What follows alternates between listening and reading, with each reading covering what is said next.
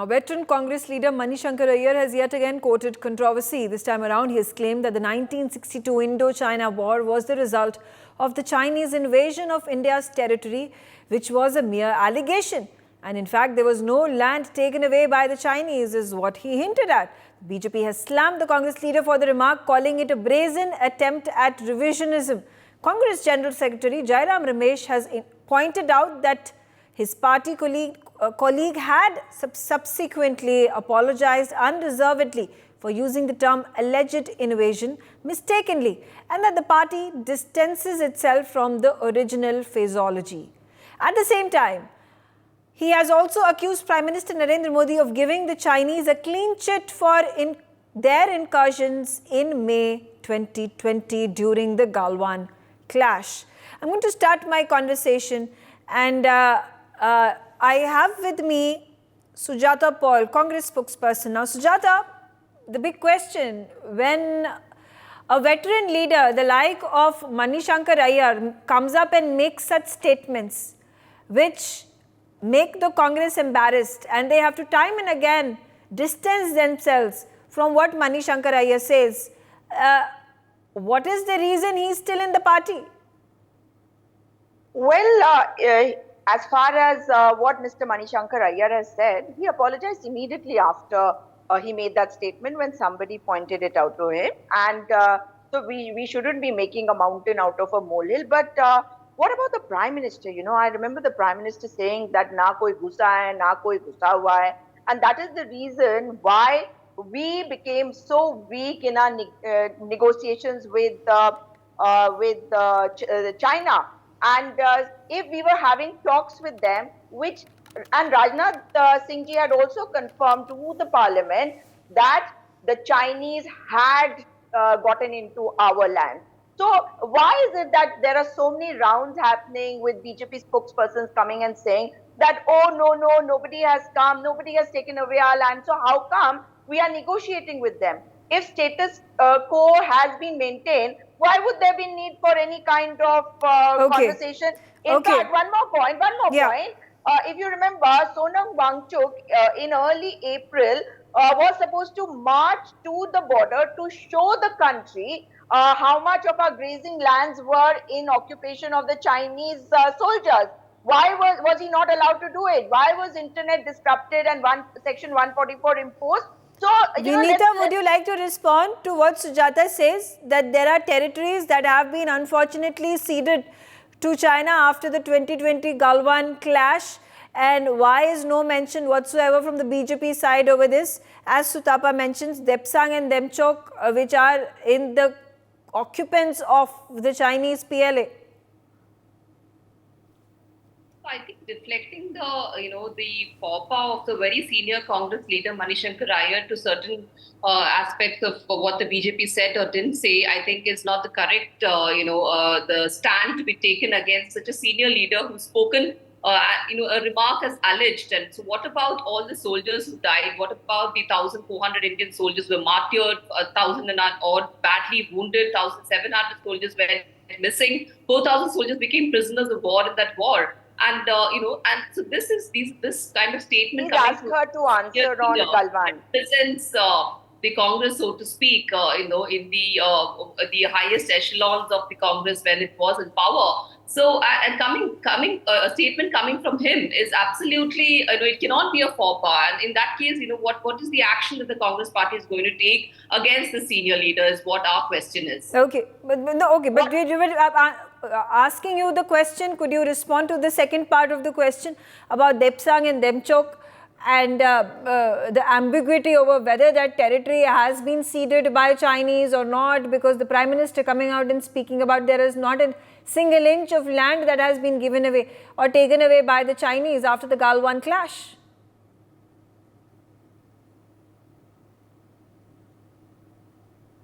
Vinita, would you like to answer? Sorry, I couldn't, I think I had a technical problem, So, of course, the allegation being made by Jairam Ramesh today, once again, he picked up the issue on the Chinese invasion after the Galwan 2020 clash that there had been incursions made on Indian territory, that there are Indian territories that are still under the illegal control of the Chinese. Now, is it true? Is it false? What does the government stand on it? No, so that is a matter of, I mean, Jairam Ramesh can keep alleging. There are, leaders, they have taken sides with Pakistan to bring, Modi ji down. So that is a kind of Really? Is that an argument, Megha? She's not answering. Rajnath Singh ji said clearly. Of the June 4th victory that we're going to have at the hustings. Rajnath Singh ji said clearly that the Chinese had come into our land. 20 of our soldiers were martyred. What is she talking? June 4th. What is she talking? Things which are need to be, Vinita, would you like to respond to what Sujata has to say about our Defence Minister Rajnath Singh's statement in the Parliament, about what is at this point of time the conclusion of the number of Corps Commander level talks that are happening, and whether we have been still able to negotiate returning of our territories of Depchang and Depsuk back into India, which is in control of the Chinese right now.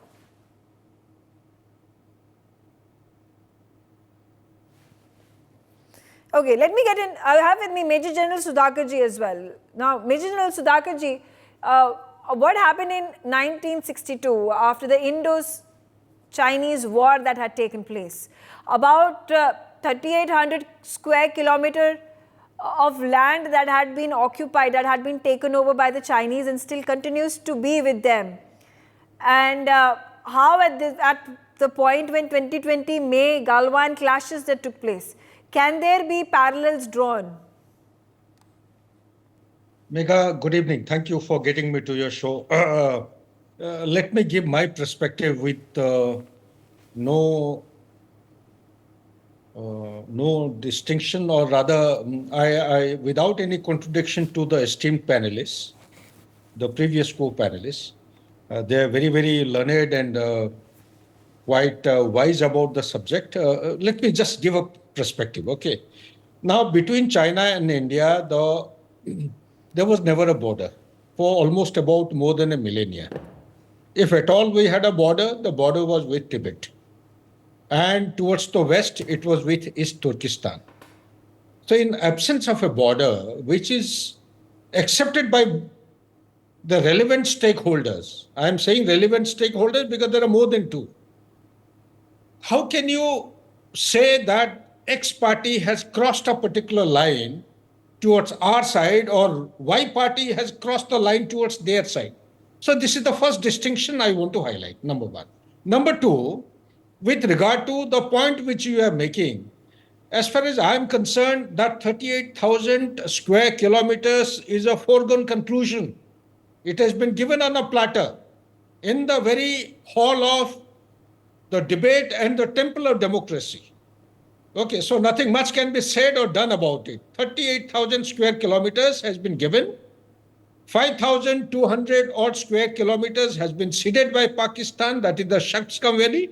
And there are many disputed areas or the points. Officially, I think it has come out in the media at some places, 8 of them, but I have written an article in South Asian Times, New York.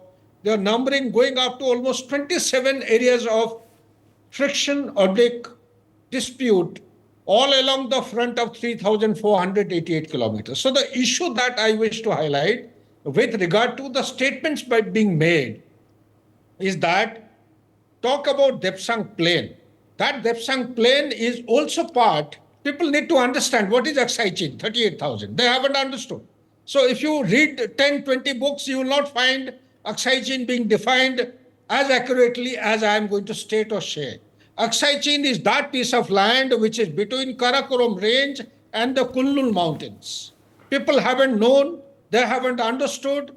They keep pulling the line towards the Shok River and towards the Karakoram Range. It is this land, 38,000, where the blade of grass doesn't grow, but what grows there is the infrastructure development of China. The G219, which was built in early 50s, and it was denied till, I would say, late 50s, Sometime in 59, there was a parliament debate which went in. And then it was brought to the light of all the lawmakers of the country that a road has been built. That road is nothing but the Western Highway, which connects Lhasa with Kashgar. This is almost about 3,300 odd kilometers. No, but again, we're talking. Make a last point, because otherwise that's much clear, and there is no contention whatsoever on the Chinese incursions back in 1962 that led to the Indo-Sino War.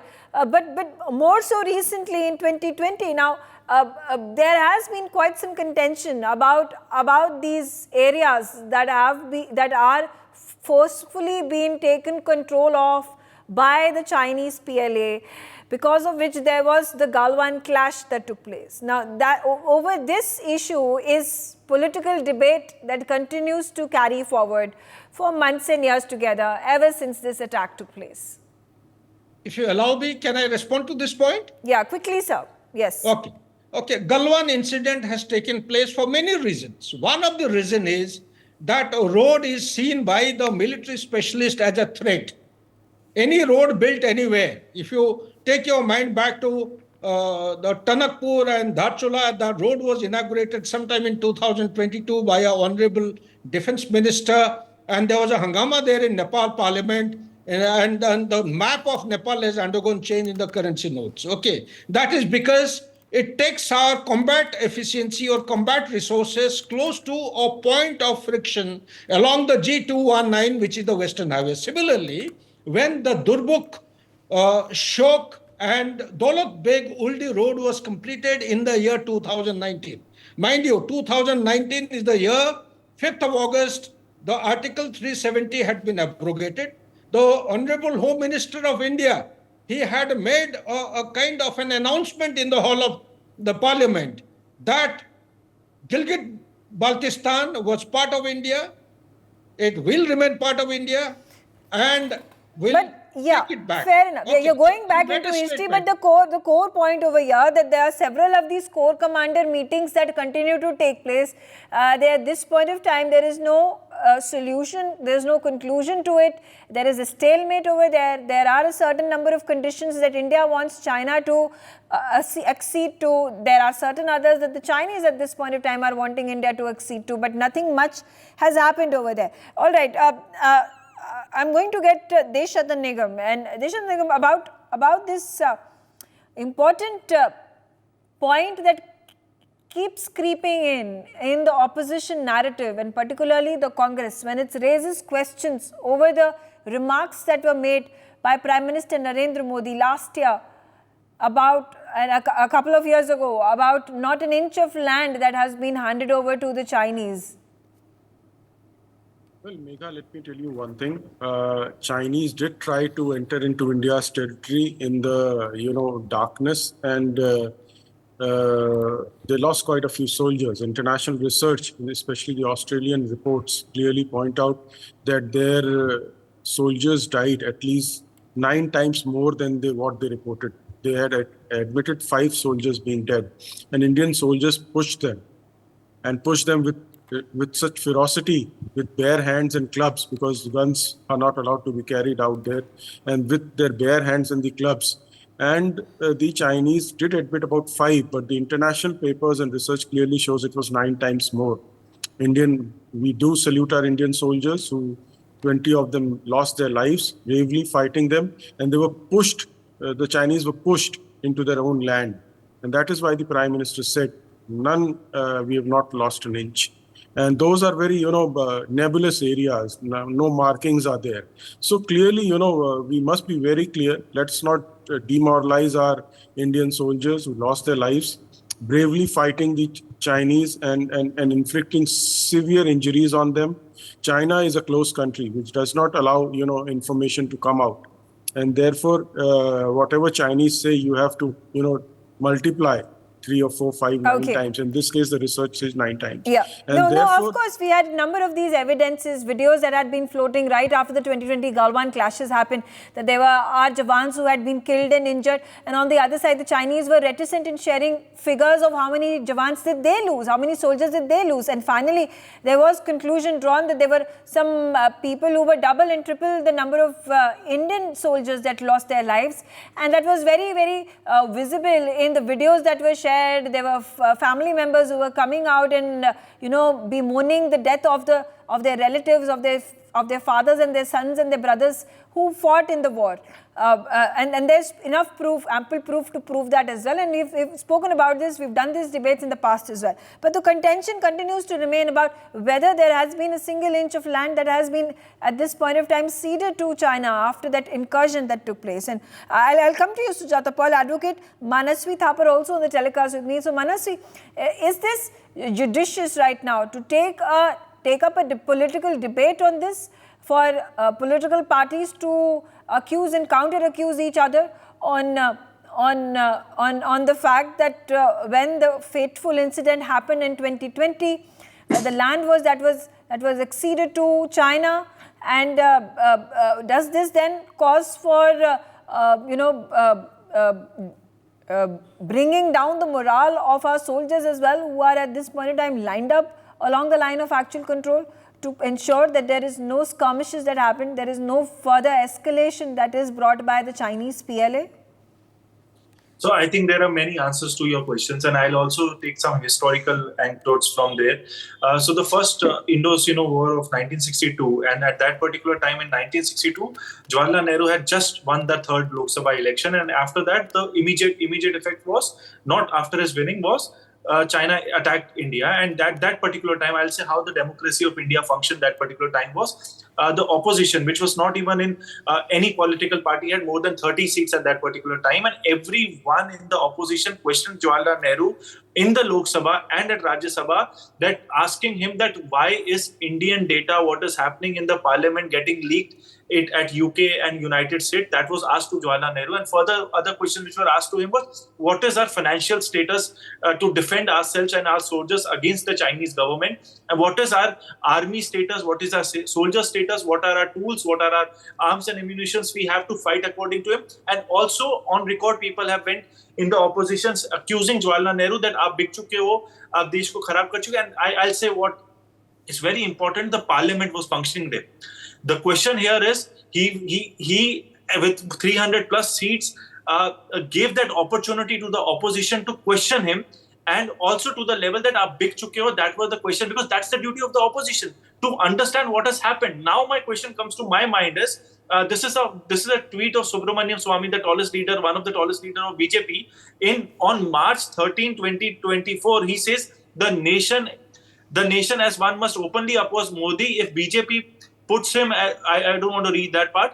He has let down Bharat Mata by allowing China free access to swallow 4065 square kilometers of undisputed Indian territory and telling us knowingly a lie that koi aaya nahi. This is a tweet of Subramaniam Swamy. Now, what comes to my mind is, it is also nationalistic to ask questions on Bharat Mata's territory. A person who's asking a question, has our land been seized by China or taken control by China, or they have entered our territory, is why nationalistic is why? Because China is the largest land grabber of the world. It's not an easy country. It has conquered all the territories which is in touch with China. So if you ask a question on China, that does not mean the Congress or the opposition leaders or Subramaniam Swamy is anti-national. Okay. They're nationalistic, and who will have this answer? Okay, it is fair enough. People... Vineeta, would you like to respond to what Advocate Manasvi has raised over here? So, saying that any questions on Indo-China war or Indo-China border tensions is not entertained. We are not saying that.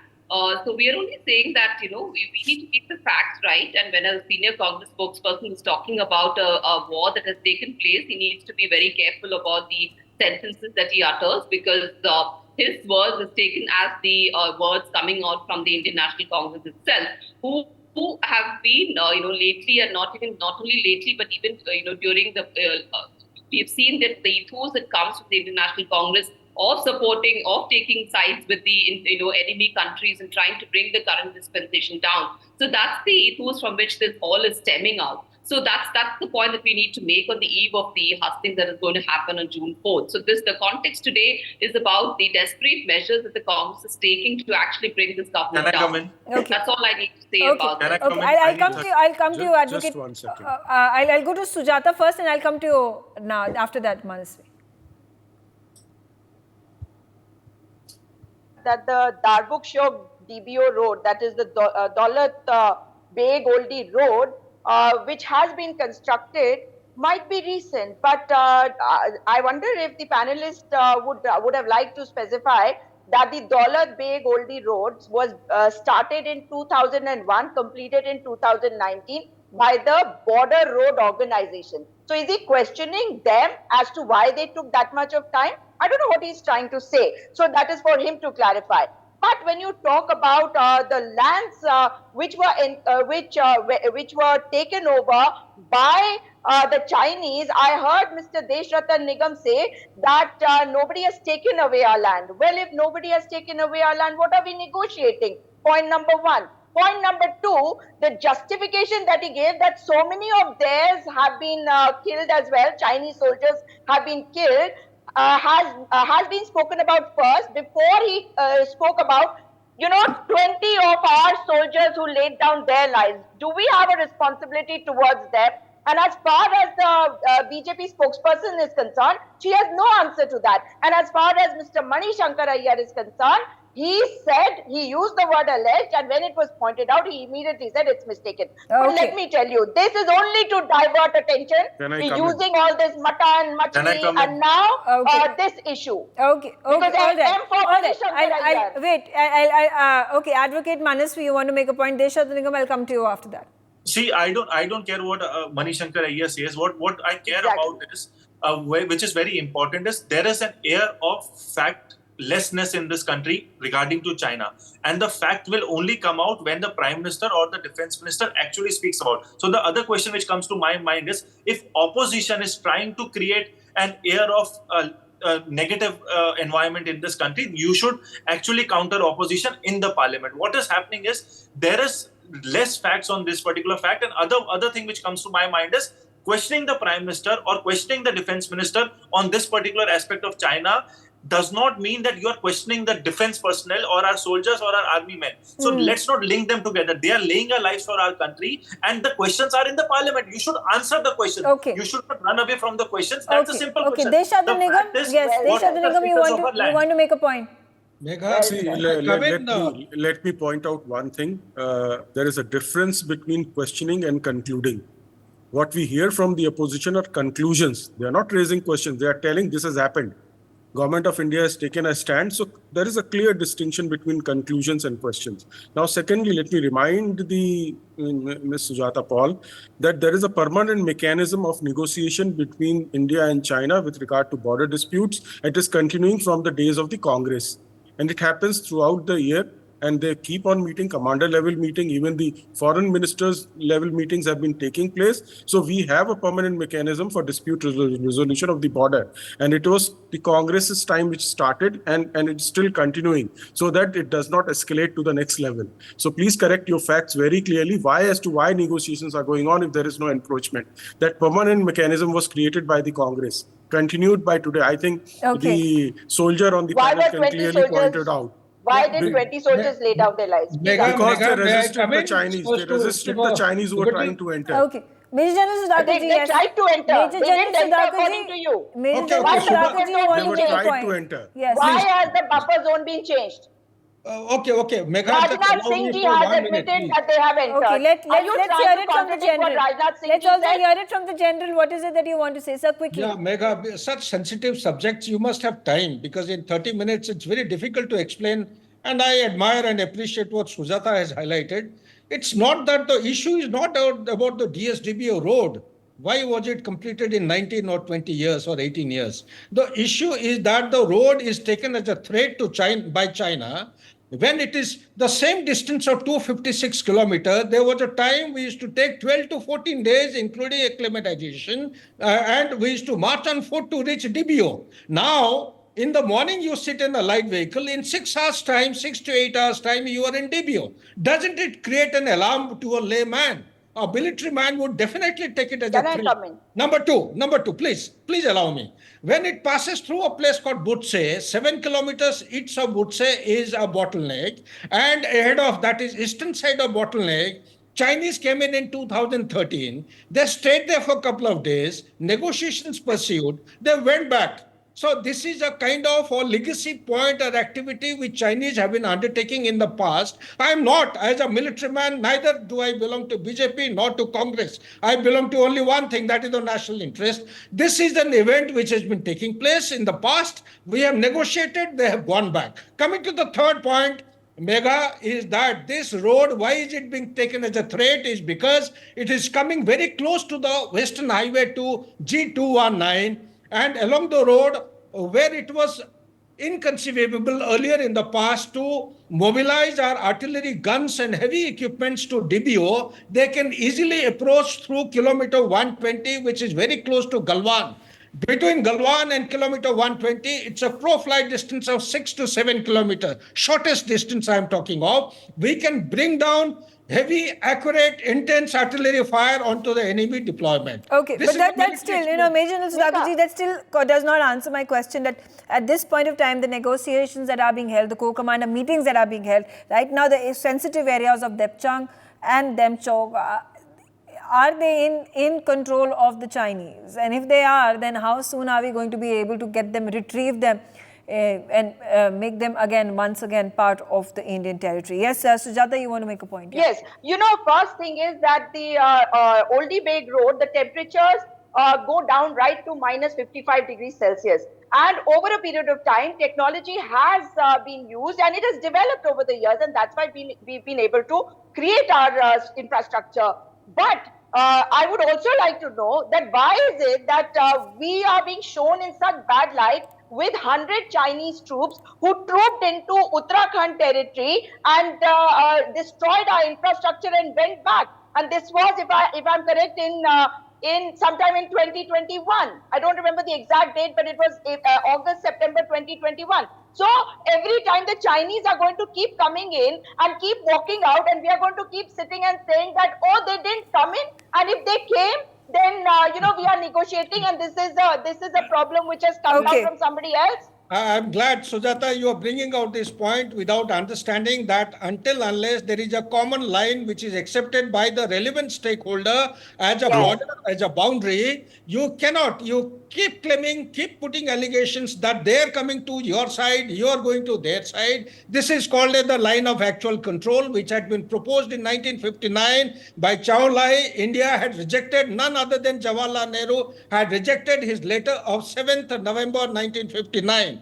That carried on till 1993. An agreement, the first protocol agreement was signed with China in 1993 by none other than Honorable late Prime Minister Mr. Narasimha Rao. Followed by that, there were 4 other agreements, protocols. There are many, but there are 4 of them important ones. All of them have been actually thrown to the dustbin by the present leadership of China. So to say that Depsang, which they are denying or dominating an area of 952 square kilometers, they do not allow a patrolling party to go to X, Y, Z or whatever points, which earlier we used to go. Even the patrolling points also do not define a boundary or a line which is accepted by the China. Okay. So the solution Please allow me. Okay. I need 10 all right. seconds. Yes, Manasvi. Yeah, 30 seconds before I wrap up. I don't have time.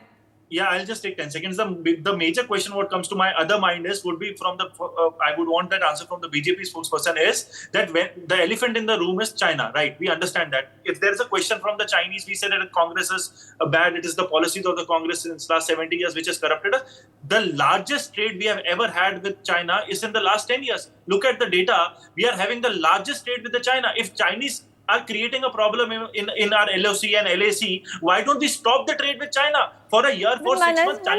These answers are also simplistic. The fact that there is the Chinese investment that has been entrenched in our How do we ecosystem, care in our about economy Chinese apps? for the last 60 years, and then you're going to suddenly, and the same Wait a minute. applies for Let me United States of answer- America. let me The answer same this. applies for Europe. The same No, applies for the rest of the world who has give been me- trading with China Yeah, very well. for decades Yeah, together. so they I mean, kill let's our not argument. simplify it. No. Let's not No, no, simplify no, it no. as much.